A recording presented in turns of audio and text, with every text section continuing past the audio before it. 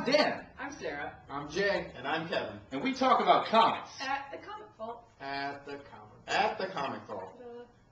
We had a bit of a smaller week this week, but there's a lot of big books out. There's some Blackest Night tie-ins, and the Siege is really starting this week. Oh, this is man, the first yeah. big Siege week. It was actually a bigger week for me this week than it was last week, even though there was more comics last week. So a lot of really good stuff came out this week. Starting off with Blackest Night Flash. Blackest Night Flash.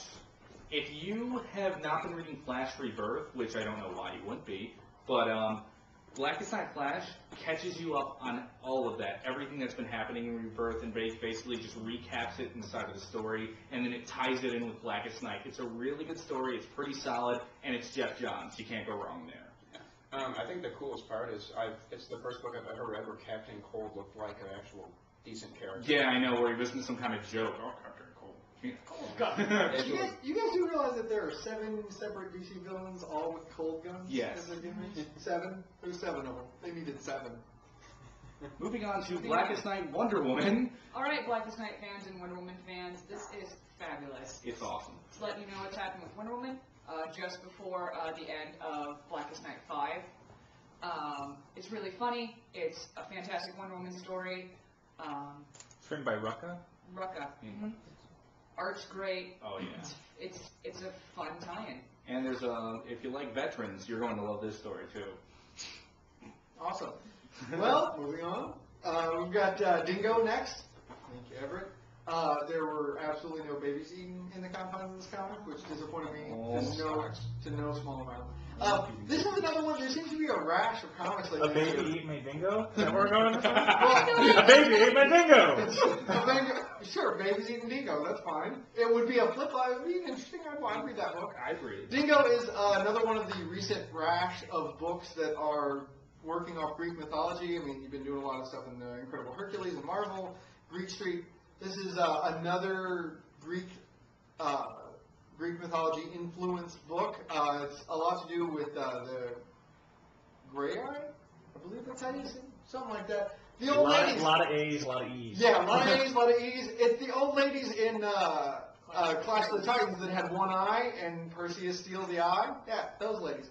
And it's also got a lot to do with Pandora's Box. But it's actually really interesting. It was worth a read. It's an indie book. Good credit on that. Worth a watch. Awesome. Moving on, we have the first Dark Avengers annual. Everett, you want to show that? There you go. This one deals with how Marvel Boy, how he tries to lead the Dark Avengers, and it does a pretty good job. Yeah, it did a great job, and the art's beautiful. The art's decent. It's the same artist as Sinister Spider-Man. Yeah, Sinister Spider-Man, yeah. Which I know you're a big fan of. Bakulo's fantastic.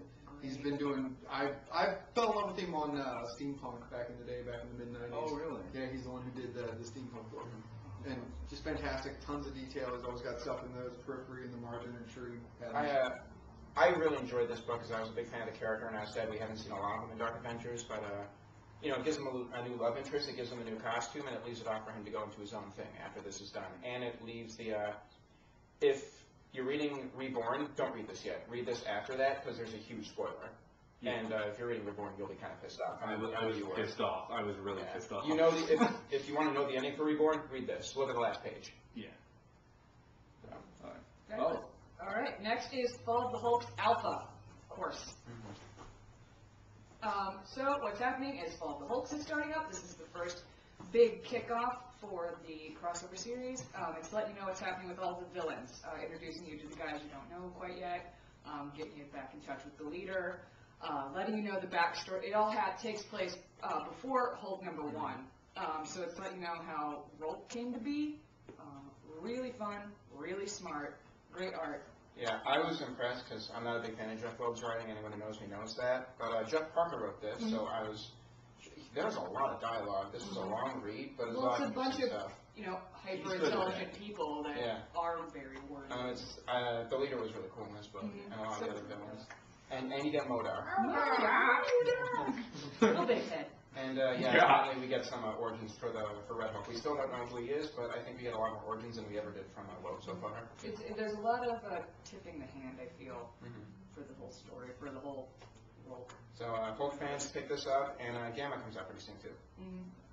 And now we're going to move on to Absolution. the Christos Gage book being put out by Avatar. This is my pick for the week. This is an awesome read. It's consistently good. Everyone up till now I've been really impressed with. This one does a really great job of not falling into the rut of being really episodic and trying to maintain the status quo so you can keep just telling the same adventures over and over. It really moves the plot forward. There are serious repercussions. The guy's kind of a jerk. The main character is kind of also the antagonist of the book. So, yeah, bad things happen because he's doing bad stuff. That even if he's doing it to bad people, it's still bad stuff. He shouldn't be doing it. Does a really good job of being morally responsible for a grim and gritty, extreme kind of comic.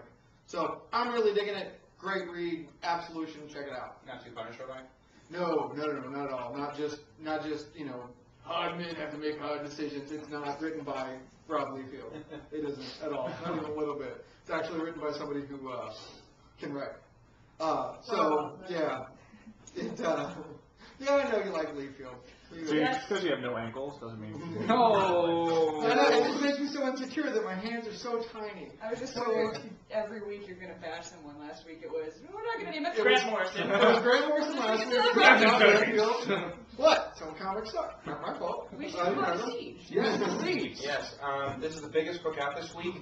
This is not Siege 1, this is Siege the Cabal, but this is the start. If you're reading Siege, you really need to get this book. It is really good. Like, the art's great, the story's good, and The Cabal completely falls apart. yes, The ones that like are left- all the build up to the Cabal from like the last, like basically, you know, I don't know if you Dan, ever- just say it. It's awesome. it's awesome.